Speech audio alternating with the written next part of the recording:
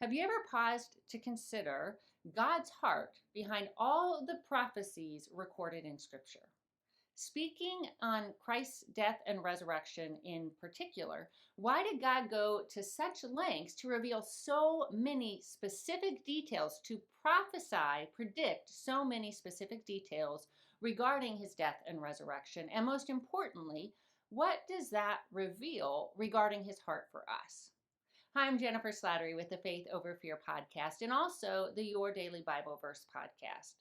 And if you caught today's Your Daily Bible Verse podcast episode by Carol McCracken, one of my co-hosts, then you heard her talk about how Jesus died without a single one of his bones broken, which would have been highly unusual for the type of death that he suffered, crucifixion. And that makes the words recorded in Psalm 34, verse 20, all the more striking. A prophecy regarding Jesus Christ, we read, he protects all his bones, not one of them will be broken. And so again, I ask, why? Why would God go to such lengths to add all of these details in Scripture to let us know, like, hey, I told you before this was going to happen, and this is what happened? Why would he do that? Well, we receive the answer in Jesus's words in John chapter 13, verse 19, when he's speaking to his disciples, not specifically about that Psalm verse, but about just his heart in general. And he said, I am telling you now before it happens, so that when it does happen, you will believe that I am who I am.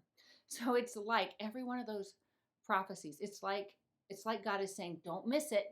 More importantly, don't miss me. I don't want you to miss me. I don't want you to miss the life that I'm offering. And again, this just shows how deeply and eternally and preemptively and sacrificially he loves us. He loves us so much that before we took our first breath, he was already laying the foundations for our faith. We know the same God who laid those foundations for our faith thousands of years ago, the same God who brought us salvation through Jesus Christ. We know that he is going before us and he will give us everything we need to stand strong, to build this faith that he has planted into our souls.